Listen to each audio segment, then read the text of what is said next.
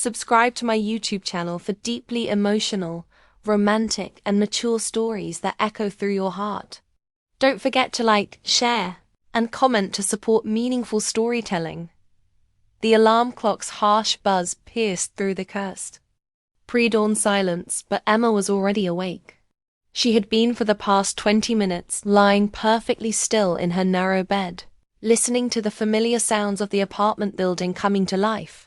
The elderly couple upstairs shuffling to their kitchen, the college student next door hitting snooze for the third time. And somewhere, 3 floors below, she knew he was awake too. What they did every morning at exactly 6:17 a.m. would seem impossible to most people, scandalous to others. But to Emma and the man who had unknowingly become the center of her world, it was simply necessary. Emma Rose Martinez had moved to the Grandview apartment 6 months ago, desperate for a fresh start after her engagement fell apart. At 27, she felt like she was drowning in the expectations of everyone around her. Her mother's constant questions about grandchildren, her friends' perfectly curated social media lives, the crushing weight of feeling like she was already behind in a race she never wanted to run. The apartment building was old, with paper-thin walls and creaky floors, but it was all she could afford on her barista salary. She'd chosen the 4th floor specifically because it was quiet, mostly occupied by retirees who kept to themselves. What she hadn't expected was him. David Chen lived on the 1st floor, in apartment 1B. She'd first noticed him on moving day.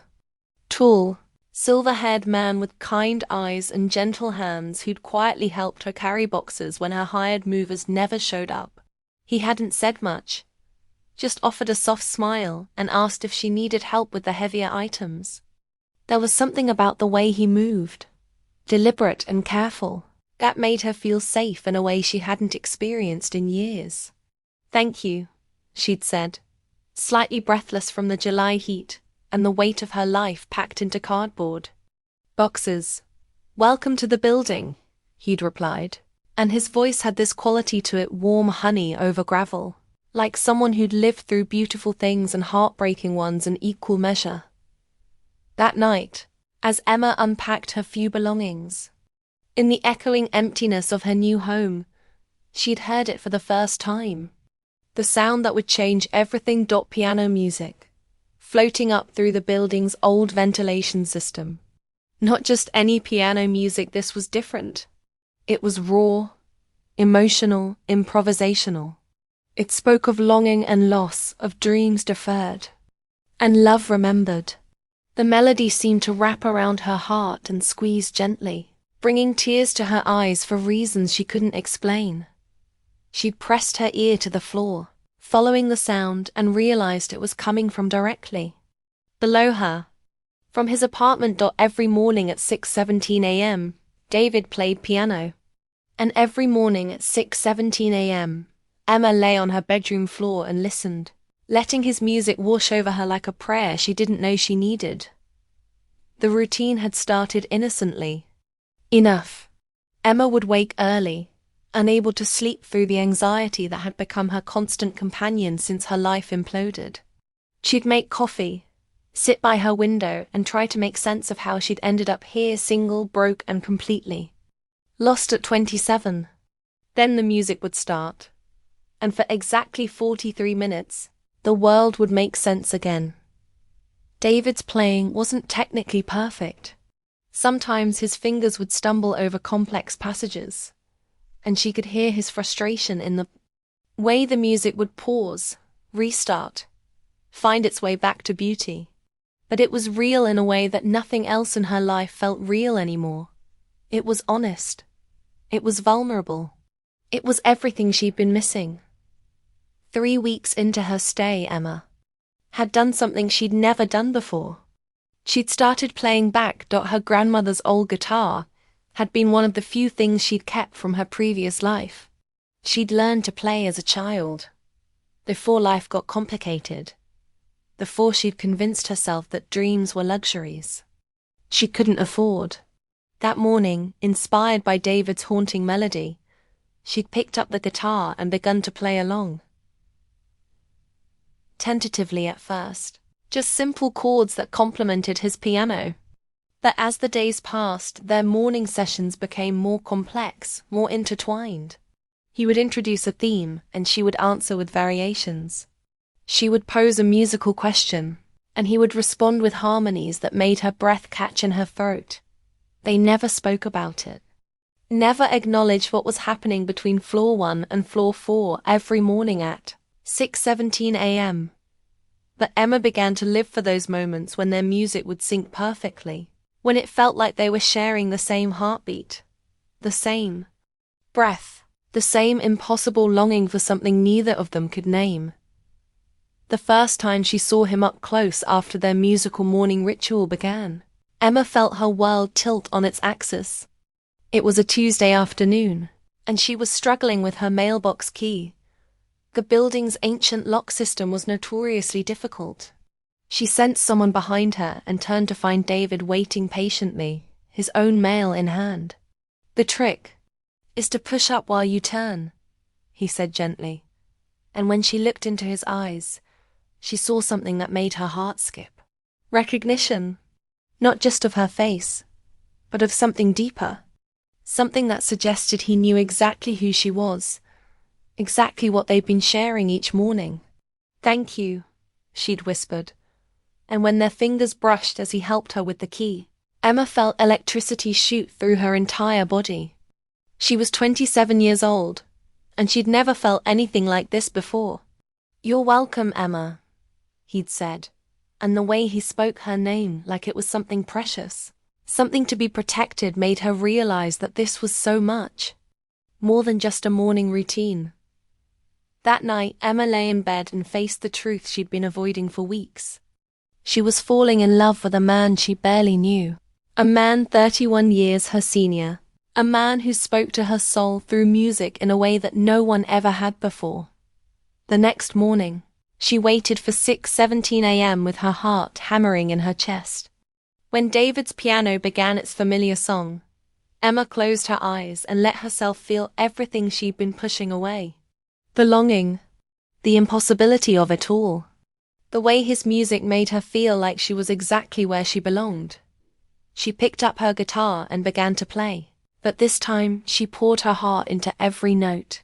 This time, she let the music say what she couldn't say with words. "I see you. I hear you."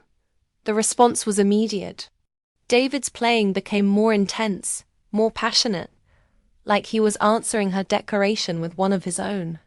The music built between them, climbing higher and higher until Emma felt like she might break apart from the beauty of it all. When it ended, the silence was deafening.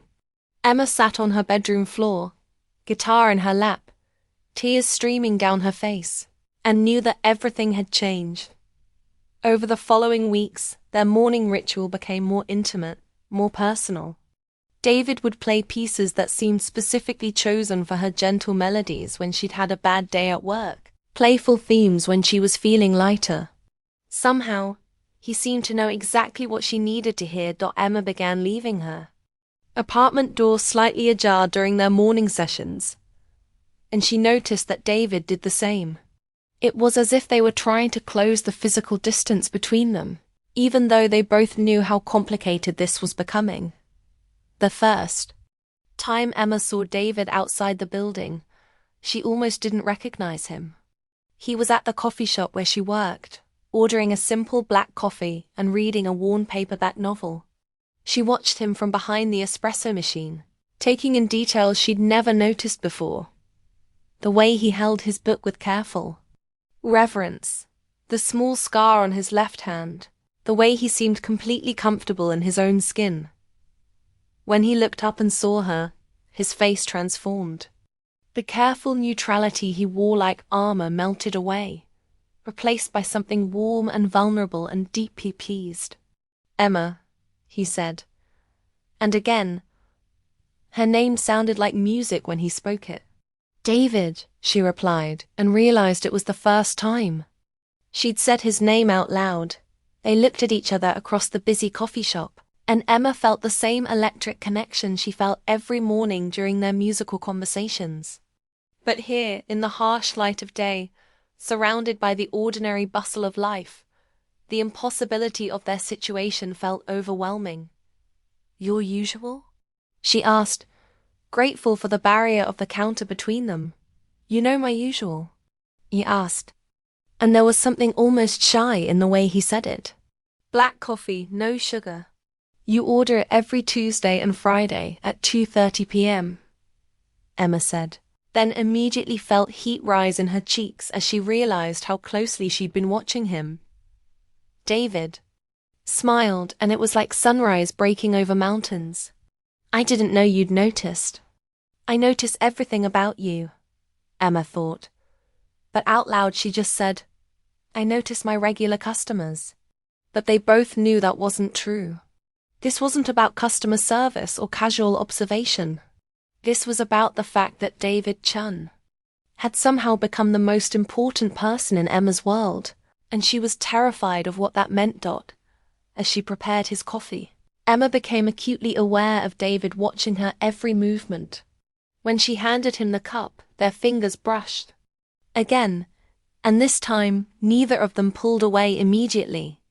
"Emma," David said quietly, and there was something in his voice that made her look up into his eyes. "The music. Every morning.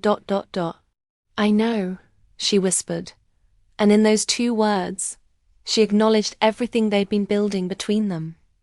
David nodded slowly, and Emma saw her own conflict reflected in his expression. The desire, the uncertainty, the knowledge that this was complicated in ways neither of them was ready to face. "I should go," he said, but he didn't move. "Yes," Emma agreed, but she didn't look away. They stood there for a moment that stretched like eternity, connected by something that defied explanation, held apart by everything that made sense. Finally, David stepped back. "Thank you for the coffee," he said formally, but his eyes were saying something entirely different. "Thank you for the music," Emma replied, and David's breath caught visibly. He left without another word, but Emma knew that everything had changed again. The acknowledgement hung between them now, impossible to ignore. That night, Emma couldn't sleep. She paced her small apartment, guitar in hand, trying to make sense of what was happening to her. At 27, she'd thought she understood love. She'd been engaged, after all. She'd planned a wedding, chosen flowers, registered for China. But what she felt for David was something else entirely. This wasn't the comfortable, predictable affection she'd felt for her ex-fiancé. This was consuming. This was the kind of love that poets wrote about and people went to war over. This was the kind of love that changed everything. The next morning, Emma was waiting at 6:17 a.m. with her heart in her throat. When David's piano began, she heard something different in his playing. There was a question in the melody, a hesitation that she'd never heard before. Emma picked up her guitar and began to play her response. This time, she didn't hold back. She let the music carry all of her confusion, all of her longing, all of her fear about the 31 years between them, and what the world would think, and whether any of it mattered when something felt this right. David's response was immediate and devastating. His piano sang with the same longing, the same beautiful uncertainty. The music built between them, becoming more complex, more intertwined, until Emma felt like they were having a conversation that was more intimate than anything she'd ever experienced. When it ended, Emma sat in the silence and knew that she was completely, irrevocably in love with David Chen. And based on the way he'd played, the way he'd looked at her in the coffee shop, the way he seemed to understand her better than she understood herself, she was beginning to believe that maybe, impossibly, he felt the same way. But love, Emma was learning, was just the beginning. The real question was, what were they going to do about it? 2 days later, Emma found a note slipped under her door. Her name was written on the envelope in careful, elegant handwriting that made her heart skip before she even opened it. Emma, I've been thinking about what you said about noticing everything. I notice everything about you too. I notice the way you walk differently on rainy days, like you're carrying the weight of the sky. I notice how you always take the stairs instead of the elevator, even when you're carrying groceries. I notice that you have nightmares sometimes, because your guitar playing the next morning always has shadows in it. I notice that you're brave in ways you don't even realize. I notice that you're kind without expecting anything in return. I notice that when you play guitar, you close your eyes and disappear into the music like it's the only place you feel safe. I notice that you're beautiful, but more than that, you're real in a way that makes everything else feel like shadows. I also notice that I'm 58 years old, and you're 27. I notice that people will have opinions about that. I notice that I should probably be wise enough to walk away from this. And I also notice that I've never felt anything like this before. I notice that our morning music has become the most important part of my day. I notice that you make me feel like I'm finally awake after years of sleepwalking.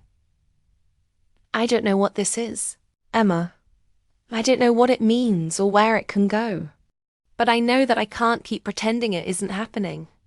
If you feel even a fraction of what I feel, would you consider having coffee with me tomorrow?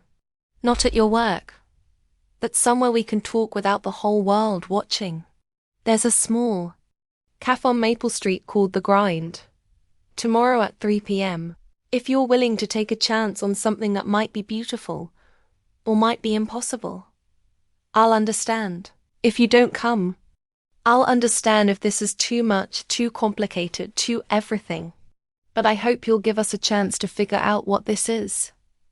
With more hope than I have any right to feel. David. Emma read the letter 3 times, each time feeling her heart beat faster. She pressed the paper to her chest and closed her eyes, trying to steady herself. David had put into words everything she'd been feeling, every fear and every hope and every impossible dream. She looked at the clock. 4:30 p.m. The Grind on Maple Street. Tomorrow at 3 p.m. Emma had 22.5 hours to decide whether to take the biggest risk of her life.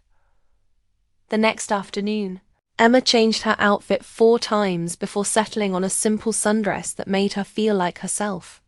She arrived at the Grind at 2:55 p.m., her heart hammering so hard she was sure everyone in the cafe could hear it. David was already there, sitting at a corner table with 2 cups of coffee and an expression of barely contained anxiety.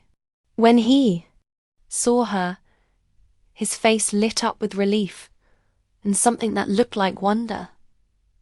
"You came," he said, standing as she approached. "I almost didn't," Emma admitted, sliding into the seat across from him. "I'm glad you did," David said, and his voice was warm with sincerity. They sat in silence for a moment, both of them seeming to realize that they were crossing a line they couldn't uncross. This was no longer just music floating between floors. This was real. This was them, face to face, about to have the conversation that would change everything. "I've been thinking about what you wrote," Emma said finally.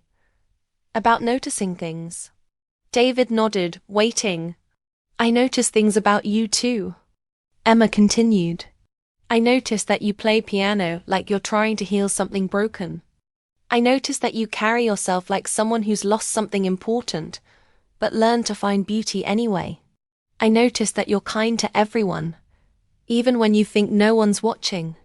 David's eyes were fixed on her face with an intensity that made Emma's breath catch.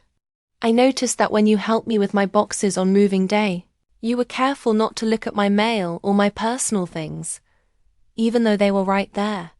I noticed that you hold doors for people and say thank you to the mailman and water the plants in the lobby, even though that's not your job."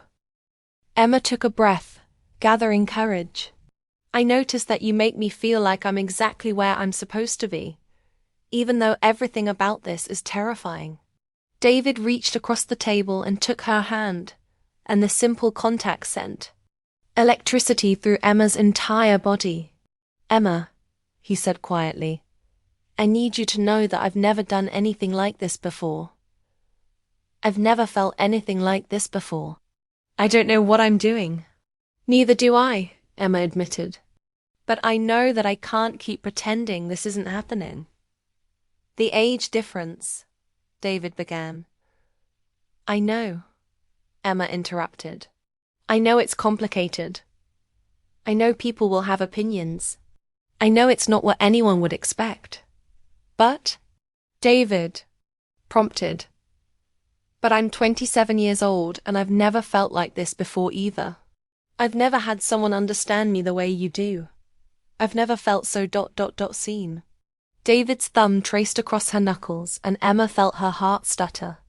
I'm scared, she whispered. So am I, David admitted. I'm scared that this is too much too fast. I'm scared that I'm not what you need. I'm scared that you'll realize this is a mistake. What if it's not a mistake? Emma asked. What if this is exactly what we both need?